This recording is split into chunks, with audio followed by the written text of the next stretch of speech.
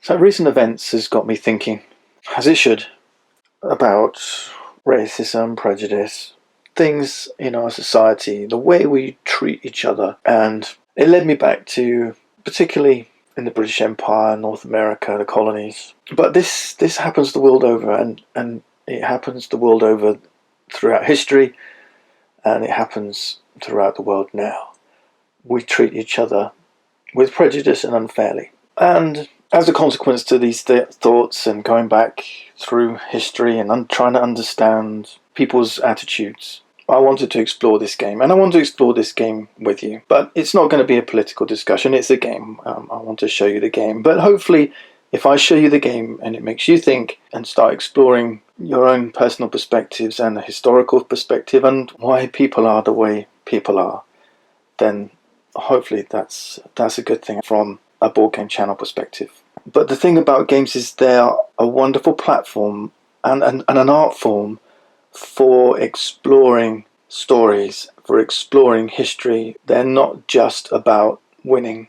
And for me, a lot of gaming is about that, developing and understanding. And if a board game is done right and the board game is representing historical fact, then it is an education. Anyway, that's my preface. Let's go play the game.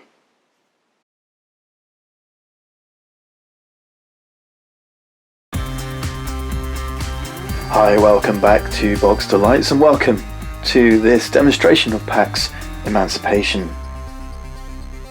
This is going to be tough. It's a Falkland presentation under Sierra Madre Games, played out across 3 centuries. It plays 1 to 3. We're going to be playing solo, assuming the role of an abolitionist during this age of enlightenment. If victorious, we'll achieve the greatest political accomplishment in history, making slavery everywhere illegal. There's a basic game and an advanced game. We're going to go straight in with the advanced game to give you the full impact of this game. Victory in this game is going to be tokens of your colour on the map and any chits that are in your player area. Right? Victory points. We're looking for a total of 50 or more for victory, 75 for a comprehensive victory. We'll get into that as we start playing. But what I wanted to do quickly is just show you the map. This is the world map. These 10 cards are called spheres in the game. Black squares are called slaves. Each square represents about 2 million chattel slaves or serfs. If we cover one of these slave squares with a meeple, these slaves are now liberated and become freedmen. Red freedmen are called citizens. Each sphere also has 1 or 2 named dots. St. Petersburg here, Istanbul. These are ports. And each of these ports has a chain link of slaves. And at the end of this chain is an admin spot. So these are places where you can place your agents. Green ones are traders in legitimate goods. Red are colonial administrators, and white are missionaries. Okay, these are your agents. Agents of good, agents of freedom. Each of these spheres is double-sided. We're starting here with the serfdom side showing, but flipped, during the revolution, they flipped to their modern side. And what you'll see is that some of these dots are coloured, these admins are coloured. The colour of one of these admin spots frames just indicates the default admin when the card is flipped to its modern state. So we'll not worry about those colours for the time being. However, some of these admin spots have a little dot in the middle. These indicate agents that are placed during setup, which we're going to do next. There is a little misprint. I don't know if anyone else has noticed, but it says red and white here, but it's actually red and green on the reverse. So that should be green, that halo there. These are called barriers. Each barrier is worth 1 victory point at the end of the game. This name here shows you which sphere to set them up in, and the number tells you how many barriers you're expecting to set up in each sphere. So Western Africa says 3. There's 3 tokens here. So this is a quick way of just checking you've got everything set up properly. Part of our job is to tear down these barriers. And we'll show you this as we get into gameplay. In between many of these spheres is a sea crossing. And on those sea crossing, blood goods are traded. These are goods that profit from the slave trade. So these slavers I'm going to start all on the map. Again, we need to tear these down. We also have an elephant. An elephant represents the focus of the world's media. Where is the spotlight of slavery currently pointed? It starts right here in London. And you can see that London also begins with a red dot. So we're going to take our starting agents, anything with a dot, and place them here during setup. So Parliament is here in London. Another British colony in Virginia. Some missionaries, a white dot. These are Jesuit reductions in Brazil. And green are philanthropists. Remember, they begin here. There's a green dot in Mughal, representing the East India Company. We do also start with some freedmen here in Europe, where the emancipation begins. And this kind of puts things a little bit in context. The elephant is the focus of Victorian England. Certain actions can only take place where the elephant is currently focused. The elephant is a double-sided sword. So the elephant says, where am I doing stuff? Where can I take influential operations to free slaves and so on? But also, during a later phase, you have what's called a hate roll. So after you've finished taking your actions, after you've taken your operations, you have the elephant phase and the hate roll. The hate roll is when these barriers fight back. We're going to roll dice, and then bad stuff's going to happen at the place where the elephant is, where the focus of our attentions have been. But the elephant can't move to places that are diseased. And at the start of the game, we have disease in Congo, Zululand, and the East Indies. We can clear that disease, and we'll take those chits as victory points. That's the board set up. Now let's have a look at player boards. Player boards act as player aids mostly, but there are some little spots here that we will be using. Players take on one of 3 roles in the game. Solitaire, you're going to take on 2 roles in the game, and one of them always has to be the red British Parliament. We'll play red and green. The third is the evangelicals, the white player. We'll put them off to one side. So we've got leftist abolitionist MPs, members of Parliament, and then wealthy philanthropist businessmen. I don't know whether the absence of slavery in Britain at this time was due to morality or economics, but there it is. So we're playing these 2 roles. So each will get their 6 starting agents. 3 start in the capital box, and 3 start in the wealth box. This is called your finance board. The rest of this is all player aid. Okay. On the reverse of these is a player aid for the basic game. It has basic game written here. We're playing the advanced game, so this side. Right, so this is all player aid. We'll have a look at it when we get into gameplay, but the functional parts are just here in this little section representing finance. Gold is a currency in the game. Agents create gold. Moving an agent down from one box to the next generates 1 gold. Fundraising is an action we can take, and that moves agents back up again. Okay, so agents will move up and down to generate gold. But you'll notice there's no tokens for gold. Gold is not something that you can hold on to. Gold is just a means to pay for actions. We do have a set of tokens though, 1 more set of tokens. We'll come back to these, but these black, there should be 18 black tokens. Divide these 18 between the 3 players or 2 players, so they each get 9 each. We'll do that later, but that's potentially 18 victory points. We've got to hold on to these. These disease ones are worth 3 victory points each. Too many dissidents creates anarchy. Anarchy needs to be controlled through diplomacy. We'll come to that as we get into the game, but the more that we keep over here, the less anarchy out here, then the more victory points at the end of the game. But it's not quite that clear cut. Although you're counting victory points and you're counting towards that 50 point minor victory, 75 major victory, each player in the game has a threshold. So for Parliament it says you don't gain any victory points at all if there are fewer agents than slavers on the map. Remember, these are your agents, these are your slavers. And the philanthropists say you don't get any victory points at all if there's more than 25 barriers left out here. The evangelists ask for Freedmen. Remember, these meeples on the board, they're not slaves, they're freedmen. If there's less than 15, then the evangelicals can't claim victory. Now, this wouldn't be a PAX game if there weren't a whole bunch of cards and a card market. So let's do that. Let's set up some decks. We've got a West deck, big thick deck, give it a shuffle, draw 16 cards. Do the same for Eastern ideas. Unused cards are removed from the game. These decks are going to start face up, so we can always see what's coming up. And we're going to create a market of 6 cards from each deck.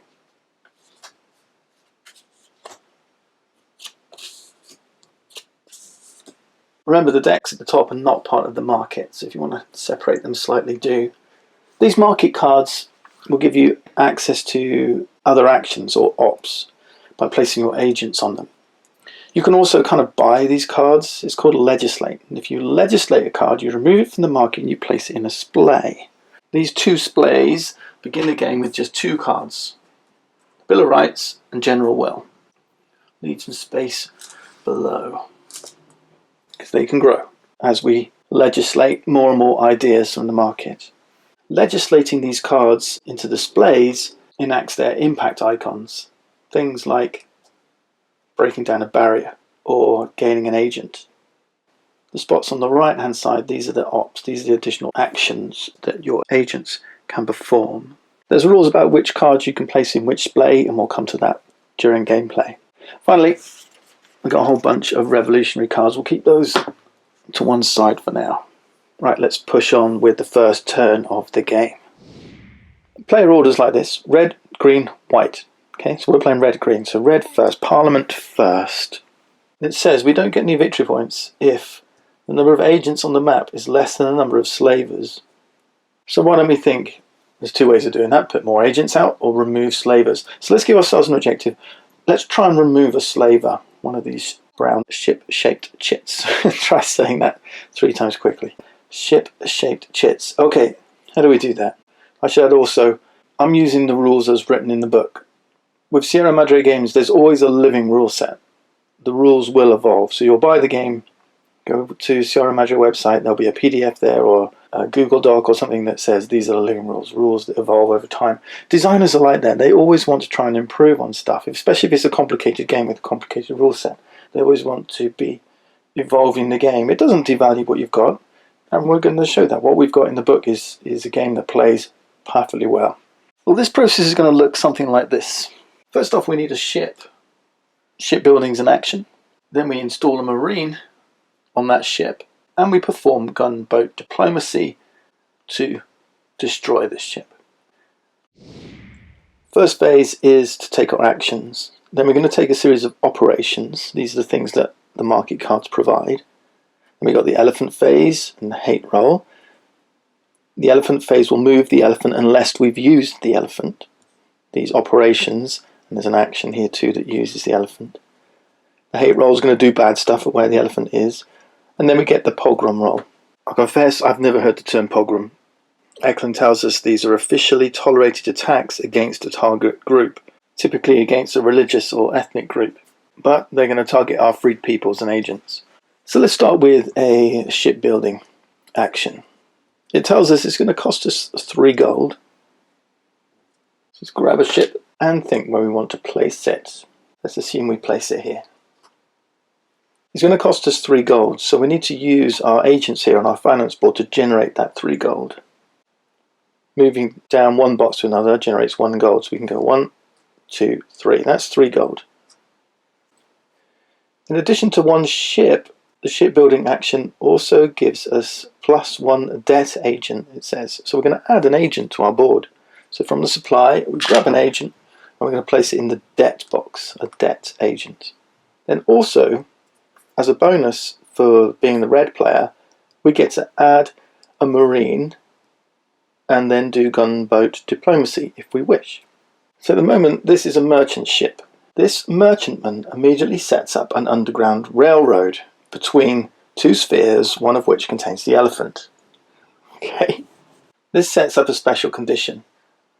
These barriers, the red ones are left-wing barriers, the white ones are right-wing barriers. Barriers make it difficult for us to do stuff. But with the Underground Railroad, let's say there were no red barriers here, no left-wing barriers in this sphere. The Underground Railroad means that this sphere also gains the benefit of having no left-wing barriers. Similarly, if there's no right-wing barriers, the other assumes no right-wing barriers. I told you the game was complicated. But what we can do now is, as our red action, we can take one of our agents, and it always has to come from the top box here, and place it on that ship as a marine. This is now a warship. And the moment you install a marine, or if you've got other ships around the place, you can move marines into that ship.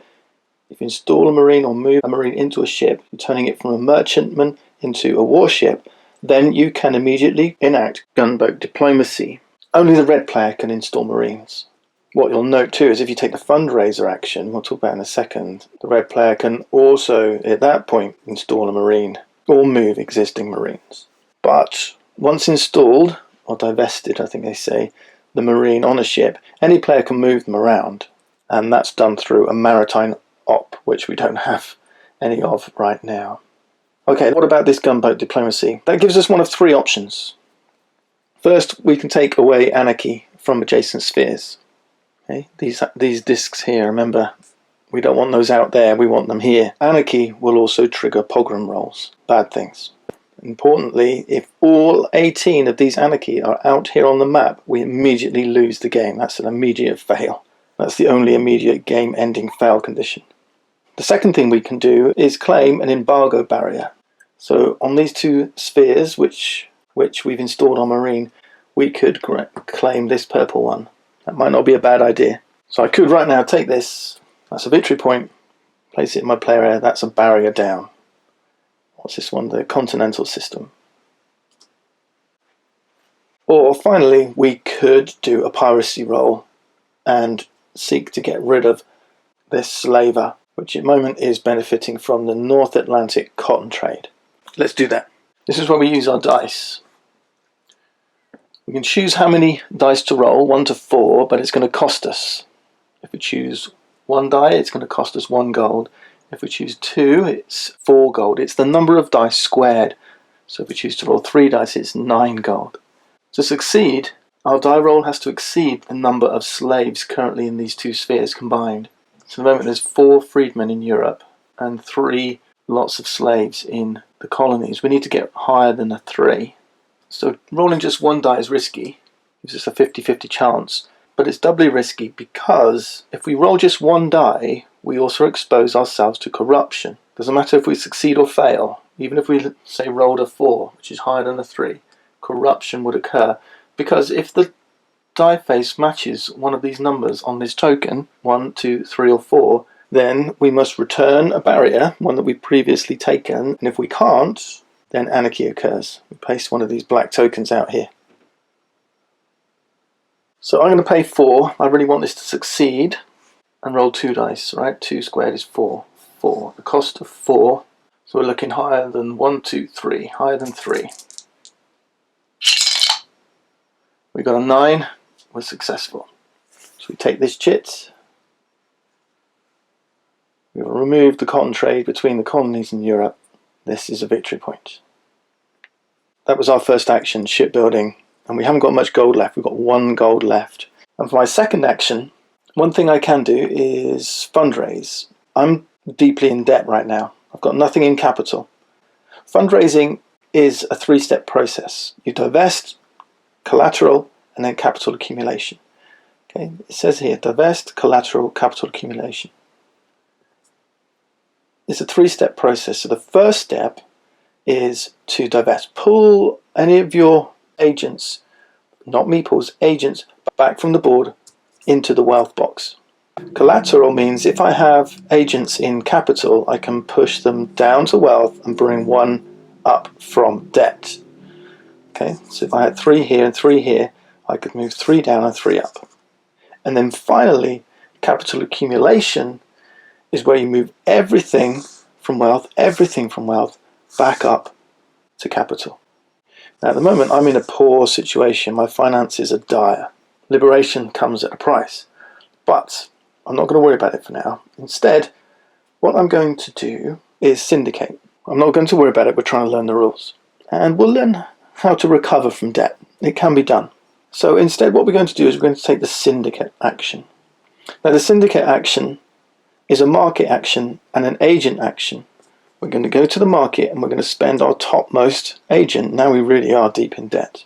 We can place our agent anywhere in the market to get those additional operations, okay, that those cards provide. The problem is that the higher up the market, the more expensive they are, right? This is familiar PAX territory now. The card at the bottom costs 0. This one costs 1, 2, 3, 4, and 5, and so on, okay? So at the moment we can only buy stuff in the bottom, right? Because we've got no money left, we've got no gold. But let's do it. Let's put our agent here and Syndicate Kukuri Karishatan. This tells us that it's an Eastern idea, it's in the Eastern market. It's really only relevant during setup. We've got some flavor text here. We've got the impact icon if we legislate this idea. We'll talk about that when we come to it. These icons are relevant then. It tells us after a Christian self-uprising, the shogunate issued the Seclusion Edict of 1636. Whoever discovers a Christian priest shall have a reward of 400 to 500 sheets of silver, and for every Christian in proportion. The Kukuri Krishatan sect continued to worship Christ in secret. And it says, a little link here says you can see the Scorsese film Silence if you want to learn more. Anyway, we've got access now to 2 new ops, and we'll talk about that in the ops phase. Because for now, we've completed our 2 actions, and we're moving into the ops phase, and now we've got something to do, because we can use this agent now to take one of these 2 ops. So as we move into ops phase, you can see I've got 2 operations available to my 1 agent. I can either take the literacy op, or the westernize op. There's a little black elephant here, and on literacy. What that means is we have to move the elephant to the port where we want to take this operation. You can only move the elephant once, so if you want to take multiple elephant ops, they all have to be in the same port. The spotlight is in one place. Let's say I want to take the westernize operation then. So we move the elephant to wherever we want to do it, but it does say there's a precondition. There has to be a red agent or no red barrier. And what do you get? You get a freedman. So I could take it here in London where we are. There's a red agent there. Or I could move it over to the colonies and take the operation in Virginia. We take a meeple of our colour and then we can liberate one of these squares of slaves into freedmen. I can quickly illustrate how this Underground Railroad works as well. Let's say we want to liberate the Caribbean. One of the preconditions is have no red agent or no left-wing barriers. There are left-wing barriers, there's 2 of them. And there's one here as well. But if we'd have gotten rid of this one with an Underground Railroad, this now acts as if there were no red barriers. Make sense? So we fulfilled the precondition. Despite there being them there, this one links to a sphere with no red barriers. It doesn't have to be a merchantman. A warship is good as well. As it goes, we can't go here. We're going to Virginia. We've got a red agent, so we can free some slaves. They are now citizens of the colonies. We don't have any more operations to take. All our agents have been used. So you can see the more of your agents you get out here, the more stuff you can do. So you're kind of building an engine with your agents and ideally legislating some of these in order to get more agents back. Remember the impact icons that give you more agents. And this is how we're going to grow our capacity to liberate the world. Right, let's move to the elephant phase next then. It tells us to roll 1d6 and walk the elephant if it hasn't moved. But it has moved. We moved it to Virginia. In fact, if you use the elephant, even if you didn't move it, if you've used the elephant for one of your ops, and there's a post action here as well that uses the elephant, if you've used the elephant, it doesn't move. But this is where there's some unpredictability with the elephant. If we hadn't used the elephant, we roll the dice at 3, it moves clockwise around the map, 1, 2, 3. Right, it'll skip these disease spaces, and it'll also skip any modernized spheres as well. We've rolled a 3, so we've moved 1, 2, 3. Potentially bad stuff's going to happen here at China, but we've used the elephant. He's staying where he is. We still use the die roll though, because the next step is what's called market diffusion. The elephant's walk roll determines which one of these market cards is going to be discarded from the game. We count up from the bottom. We rolled 3. 1, 2, 3. It's always the Western market which is impacted, unless you see this west to east cultural diffusion arrow. Let's say we rolled a 1. This would have been dodgy. If we'd rolled a 1, this card is shifted to the east column. We've got a disruptive diffusion of ideas from west to east, and any agents on this card would be divested, it's called. They're moved back to the wealth box of your board. Okay. As it goes, we've rolled a 3. Algebra of Thought card is removed from the game. That's the elephant phase complete. Now we do the hate roll in the port where the elephant is currently located. They're fighting back against our struggle for freedom. It says we roll a number of dice equal to the number of empty spaces. There's 1 empty space here in Virginia, plus the port. That's 2 dice.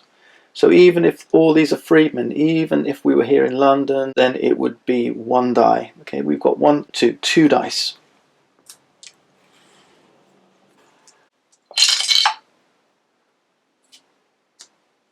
It would also include the agent as well. Okay, so if all this was uncovered, it'd be 1, 2, 3, 4. There's always a maximum of 4 as it goes. Now we've got to check the barriers. We've rolled a 1 and a 3. If the die face matches any of the numbers on these barriers, then we suffer a loss. And the colour of the die, so here we've rolled a 1 which matches this 1 on the Ku Klux Klan, and now we've got a choice. We have to kill either a red freedman or a red agent. It's our choice. Let's choose to kill this agent. An act of martyrdom. The red agent slides into one of these 2 white boxes here. There's 2 boxes for dissidents. These are called dissidents. So you can see how barriers have really messed with us. If there were no red agents or freedmen to kill, then you get anarchy instead. This is frustration. These boxes with this jagged edge, this is when having nothing available creates anarchy. If these dissident boxes are filled, because we've done it too many times, too many dissidents, and it has to happen again, then again anarchy gets added. Right, and the red things that we had to remove, they just go back to the supply. Next would be the pogrom roll, but this has a precondition. It only happens at spheres with 2 anarchy. We don't have any at the moment. We can get rid of anarchy and distance in the next phase, which is called the revolution, but we're not here yet. We don't have the preconditions. We must have anarchy and dissidence to launch a viable revolution. We'll come to that later in the series. For now, we're coming to the final phase, which is the market refresh. We simply slide these cards down and refill the market. Then any agents that were sitting on these operations icons, they move off, they're ready and refreshed for next time. If we couldn't refresh the market because the decks are empty, then we move into the end game and we count our victory points. So that's it, we've gone through a full cycle of PAX Emancipation. In the next video, I'll show you how to recover from debt, and we'll dive further into the gameplay to see how the game develops. See you next time.